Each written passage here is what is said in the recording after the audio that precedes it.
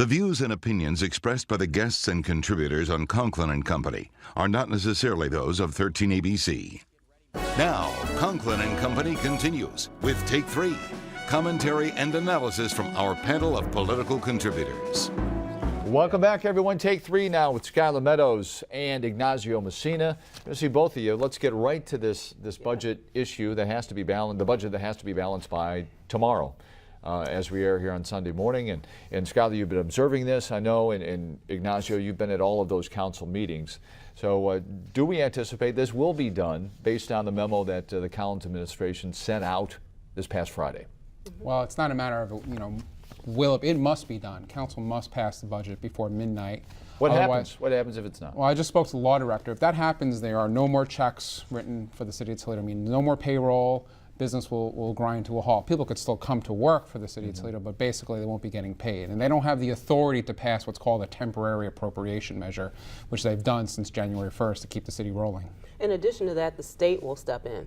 I don't want that. So I wouldn't want to come to work for free, balanced. but yeah, right. But we don't want the state to step in either. I mean, little things like that, they always run the risk of the Ohio auditor stepping in and giving them a finding later on. But the big thing is they have never gone past the deadline. It's been since, I think 2006 was the last time they voted on this on the last possible day, but they've never missed the deadline. We talked so much this past week about the surplus, whether there was a surplus, $418,000, the money from CIP. So I guess where we are here on Sunday morning, was there not a $418,000 surplus? Ignacio, start with you. There was. The city budget is complicated, and it's basically a guess for how much we're going to spend, how much we're going to take in. And when Collins handed this over to council, it had a $418,000 surplus. You spend this much, we'll take in this much, this is what we have left. And the controversy came up where councilmen, as they usually do, wanted to start to get their hands in it, spend it on this, spend it on that. Jack Ford wanted to supplement some homeless shelters. Murals, Lindsay Webb wanted to spend $20,000 on murals, and this is common. This happens every year that they could defund something else and direct money to there. So there was a fund, a surplus available at the end of the year, should they had approved the budget as it was.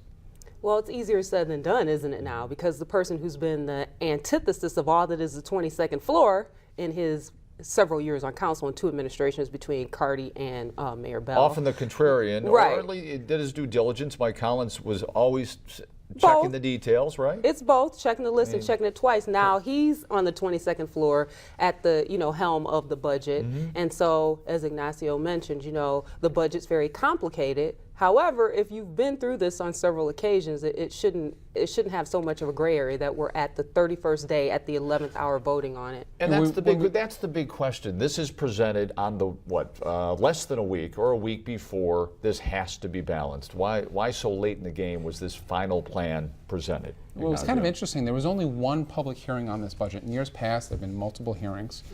And like you pointed out, Collins has a history of voting against budgets. In this, he's being criticized for not communicating enough to council that, we have that surplus, but I don't want you to touch it because we might need it for reason X, Y, or Z, one of which has included an increase in rent that the state of Ohio is going to levy on the city of Toledo. Now, does that fall on anyone for not knowing that this rent was going to come back retroactively, right? Is that anyone's fault that they didn't see it coming?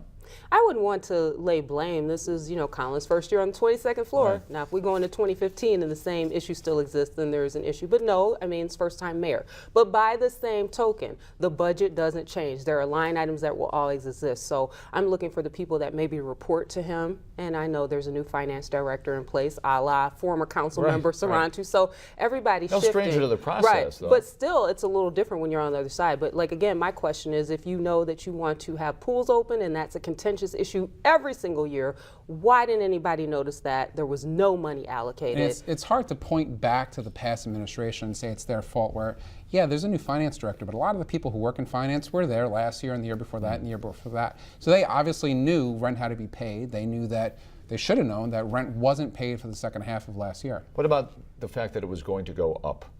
Does this happen? That is a surprise. That is a surprise. Why is that? The Collins administration did not know going into this that the state of Ohio was going to seek an increase in the rent in a building that the city and the county partnered with the state to fund building. I might agree with that on some fronts, but why is that a surprise that inflation or rent raise would occur? Well, they were asking for a double increase. I mean, if you rent an apartment for $1,000 That's pretty a month, significant. you don't Yes, expect yes, when your lease is up for it yes. to be $2,000 a month Yeah. the next time. Perhaps, but by the same token, there's nothing funded for any increase. So where do you go? You one think thing- it's going to be $0 every year? It's not going to do that. One thing I want to point out before we wrap out of time is after Tuesday, one thing we report is that the honeymoon's over between council and Collins. I don't know if they'll go on another, renew their vows and go on another honeymoon. I doubt it. But it did seem like the honeymoon is over. A lot of frustration voiced by council people of different parties. It was bipartisan frustration. That's a good segue, Lee, if we have time to talk about this. The composition of council. Now we're facing a different composition. dynamic, yeah. The dynamic's different. We've got some people that clearly know and have been council members before. We've got some people that are new. And like you said, we have People who have been different mayors interests. before. Truth. Mayors Held the before, other council seat. members, Yeah. right. So everybody kind of shoes on the other foot, and then we've got some newbies who are independent, trying to figure out who they really represent and living up to their campaign promises. Matt Cherry, who was here with us earlier, who said he's learning every day. That's an interesting race. Jack Ford is considered a powerhouse on council, but he told me the other day he's no longer a Democrat. He's an independent, and you find a lot of that. Theresa Gabriel was famously a Republican for many years, now an independent. So council has a bigger mix-up. Is that the chic thing now? To I just guess call so. Well, yourself an independent? The mayor is Perhaps. the mayor is an independent now. There's more independence on council than ever before. So yeah, the makeup of council has definitely changed than what it has been in years past. But the ideology may not have changed. Well, We're too early on to find out. You know what I'm saying? That goes to an 11-to-1 vote to give Toledo City workers that 2.5% raise. You're talking about Tom Anuski, the councilman from West Toledo. He's clearly He's a Republican. He's a Yes, Republican. yes, He's that clearly, hasn't changed. Partisan, He's right? That clearly will the not most change. conservative member of council. He's also my neighbor on Rushland Avenue. Is that full disclosure? Yeah, full Ignacio? disclosure. Full disclosure. So if I get a pothole filled, that's why. Get But your he's reins clearly, right. and he pointed out, when there's argument about pools cost for 4 pools, they need $250,000. There was the 911 operators, got a 2.5% raise. If we hadn't given those people those raises, he said, we could have funded the pools. Okay, but instead, we gave them a raise. Now, the larger unit, 900 people of Local 7 city workers got the same 2.5% raise, which will cost the city a lot more.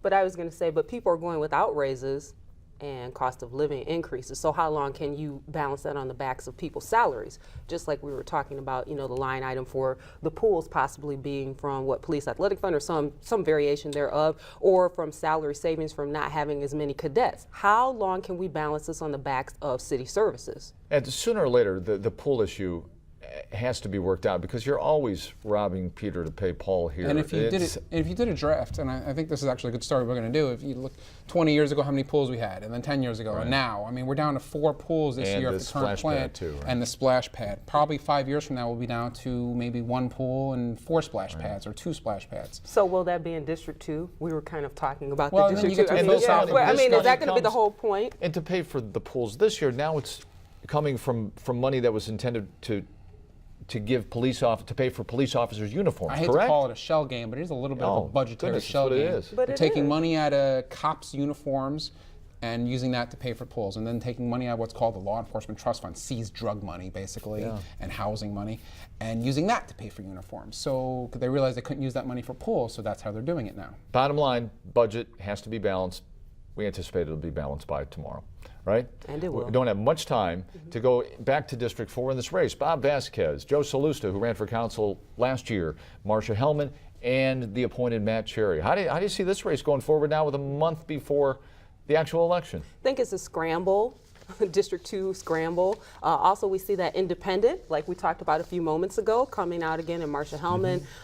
We see also people from school board wanting to move up and finding another way, jumping in at the special election. So I think it's going to be an intriguing opportunity. They have the unenviable spot of being one-on-one with just one spot. It's not like the slate race you have in the regular races.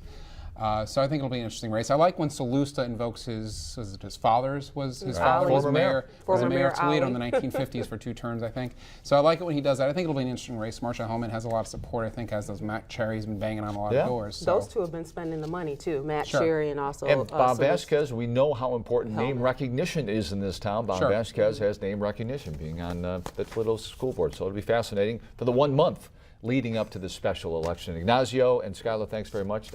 Wasn't sure how long we talk about the budget, but I think it was practically 10 minutes. And that may not be the end of it. Make it a great Sunday, everybody. We'll see you next week on Conklin & Company.